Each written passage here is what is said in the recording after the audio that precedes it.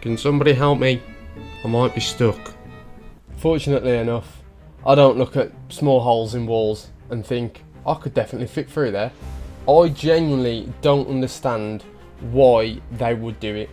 So today, we're going to hear some stories about people who were lucky enough to get out of the stupid positions they got themselves into. Mystic Cave Tragedy. On October 7th, 2022, 3 cave explorers entered Mystic Cave in the Black Hills of South Dakota.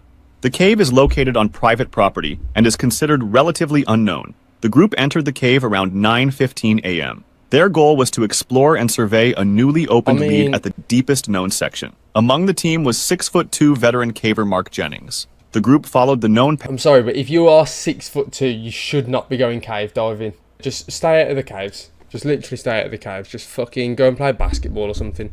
Veteran caver Mark Jennings. The group followed the known path for approximately 40 minutes. The cave narrowed gradually until they reached a small chamber near the previous furthest point. In the corner of the chamber was a recently excavated opening. The lead had been worked on during earlier trips and was just wide enough for a person to fit through. Jennings volunteered to enter.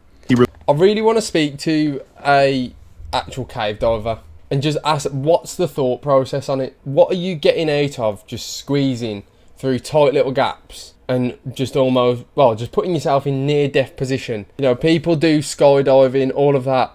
I can understand it, you know, there's a bit of a thrill. But going through a cave where there's actual no positive outcome, like what's the point in it?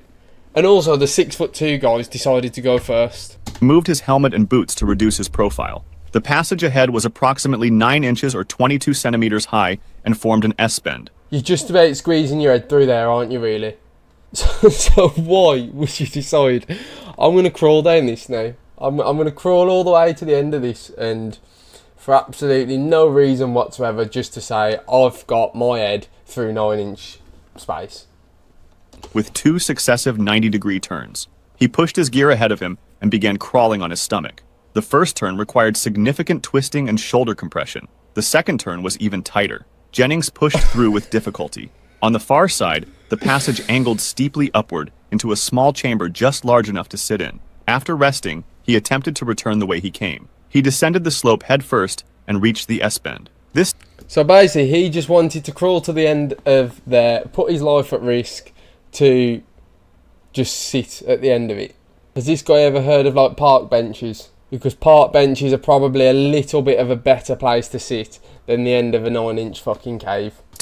He couldn't get his legs to fold around the corners. He had no room to turn around, no leverage to push backwards, and no way forward. He was trapped, lying flat on his stomach. His teammates attempted to pull him out using his arms. The angle and friction prevented movement. After 1 hour of failed attempts, they exited the cave to get help. 1 caver remained with Jennings. Local rescue was contacted. Why didn't he just drop back down? Or is that not possible in caving? Is that just something else that you're not allowed to do or you can't do? Because if he went down, I suppose the first time he went down head first, didn't he? But just makes no sense. Just drop back down. And you're just going to have to live out the rest of your life at the bottom of that cave now because of your stupid decision. Teams from the Paja Sapa Grotto and Custer County Search and Rescue responded. Several rescuers had NCRC training. They brought field phones, rope, food, water, heat packs, and a hammer drill. The passage was so tight that only the smallest rescuers could reach Jennings. Even then, they could only access his head and one hand. The caver remained calm. He showed no signs of panic. Rescuers began widening the passage with the hammer drill. After each attempt, they tried to pull Jennings out using webbing around his arms while he pushed with his legs. Each round removed only small amounts of rock. Progress was slow. After 10 hours, Jennings began shivering. 10 hours? Sitting there in the same position like that, and you're not panicking?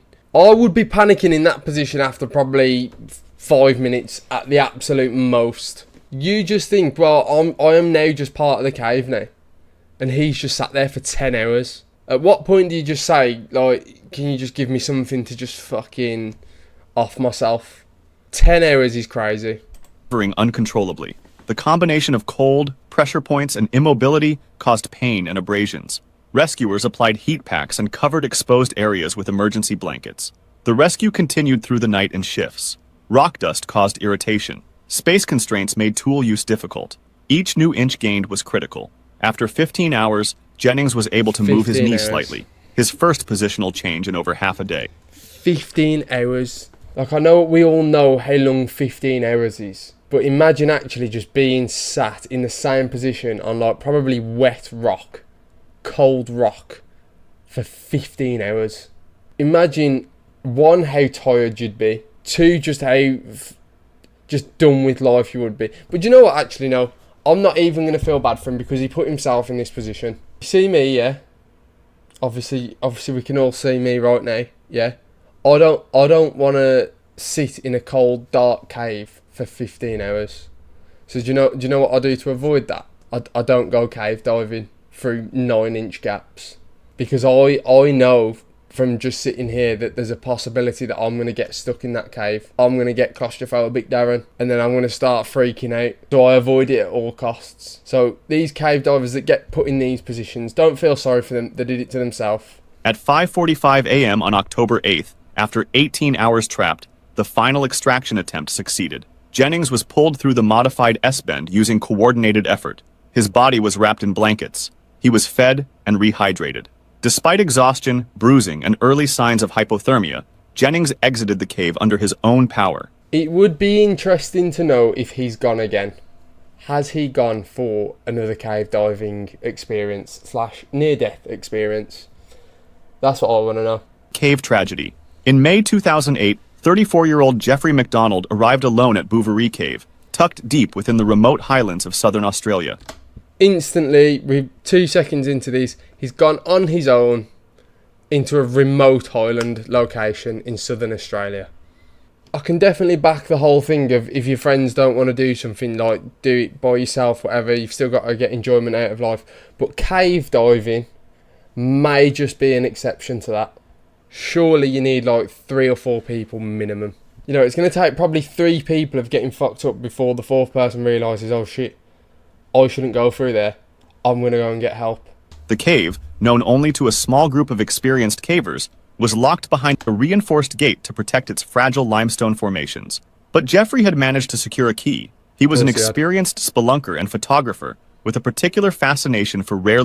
I'm sorry, is that a word? Spelunker? Did I hear that right? He's an experienced spelunker.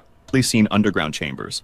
That Friday afternoon, he decided to explore the cave alone. At first, the descent was uneventful. He used a wire and metal collapsible ladder to lower himself into the cave's first chamber, where the air was thick with the scent of damp minerals. His headlamp illuminated the wet stone, revealing jagged walls slick with condensation.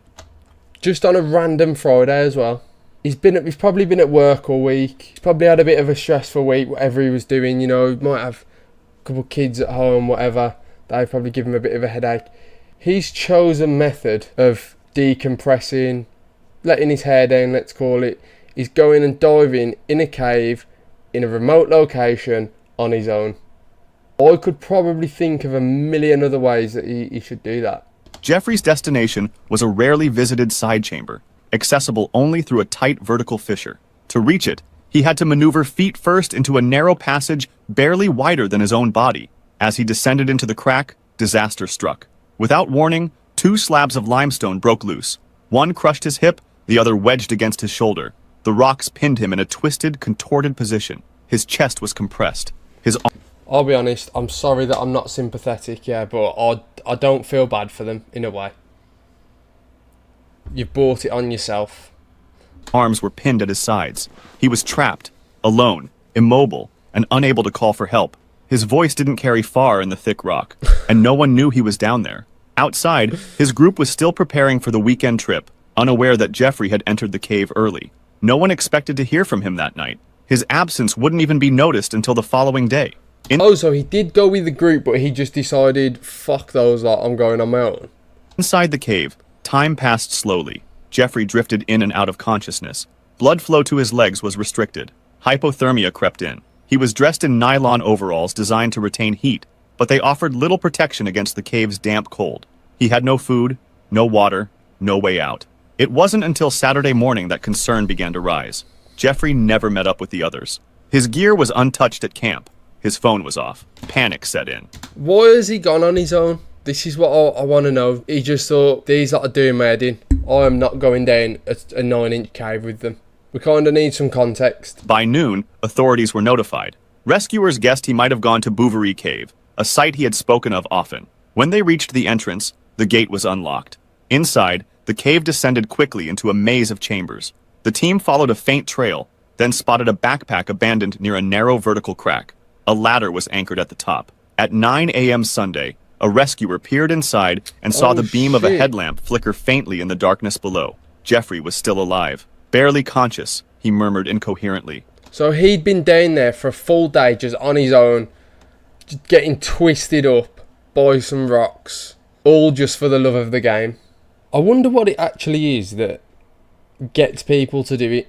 If you speak to 99% of people and say, would you ever go cave diving where you literally just can't move any more than that, they'd say, why would I do that? Like, there's got to be better hobbies, you know what I mean? Like, out of all like the life risking hobbies, this is definitely the worst. I understand rock climbing, skydiving, whatever else you can think of. I get most of those. There's a thrill you can get out of it. But there is not one point of this where you where do you reach in the cave where you go, oh, yeah, this is worth it, this is. I can't move a single bone in my body. There's water rising and everything, but this is worth it. The cold had drained him of all strength. Rescuers reached down but found his body pinned tightly by stone. The first slab, pressing into his shoulder, had some give. Carefully, they shifted it just enough to free his upper body. The second slab, pressing into his hip, wasn't moving at all. More teams arrived. Airbags, heavy-duty inflatable cushions, were slowly inserted into the crack and inflated millimeter by millimeter. The risk of collapse was high. Rescuers worked in total silence, mud-covered and exhausted, navigating one of the tightest rescues in Australia. All these people that go and do it, they get themselves in these positions. They then put, 4 or 5 other people's life at risk, all because they just wanted to fucking slide down some little hole. Like, it's quite selfish in a way, really. Australian caving history. After nearly 54 hours underground, the rock finally gave way. Jeffrey's limp body was pulled free. 54 hours. 54 blood clot chicken nuggets. That is crazy. Arms first, through the same narrow gap that had almost become his tomb. The stretcher couldn't fit through many parts of the cave, so teams used rigging systems and chisels to widen passageways as they moved. Every movement had to be measured and calculated. Rescuers worked in shifts, some collapsing from exhaustion. At 9:10 p.m. Sunday night, the first rescuer emerged. Moments later, Jeffrey followed. His body was hypothermic, dehydrated, and bruised, but he was alive. He was rushed to Goulburn Base Hospital, then transferred to Liverpool Hospital. His condition was listed as serious but stable. Let's actually have a look at some of these, because obviously this is a drawing, kind of painted picture. I'm gonna pull some things up now. Also, while I'm just quickly looking for this, there's a like and subscribe button down there, and I'd really appreciate if you could give them both a click. Thank you very much. Look at this, for example. Why?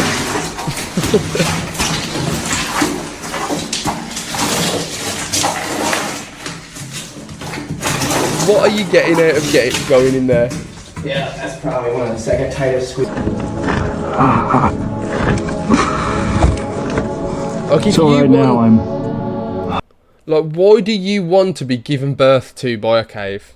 Oh, I know what I want to do this weekend. I want to imagine what my poo feels like going through my digestive system. What I'm going to do is, I'm going to go to a cave, and I'm just gonna slide through, and just crawl through. Breathing out.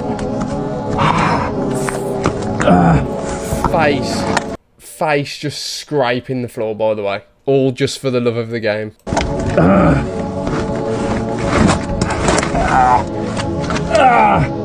Okay, so I'm coming up out of this, and if my heart would be just fucking beating the life out of my chest. I would literally last about... in fact, I wouldn't even like to imagine how long I'd last going down there, because I wouldn't go down there. I'd just stay on level ground, where I can breathe, where I'm not fucking being crushed by rocks, where my clothes aren't wet and cold, because I'm fucking just dragging myself across rigid ground. Just makes no sense. I get stuck, I have this rock with me, such that I can pop off some of these knuckles, which made it very hard to get into. I thought he was going to say, like, I've got this rock with me, so if it gets a bit too much, I can just cave my head in. Just finish myself off. Like, can you actually imagine what these people's legs and belly looks like when they get out of these places? Just absolutely red raw, like, it doesn't make sense to me, but, you know, we're exploring new things a bit here. We're trying to see why people do these stupid things, but this still hasn't changed my mind at all. So yeah, maybe on the next one, we'll try and watch some more of these videos, but as for now, I'll see you on the next one.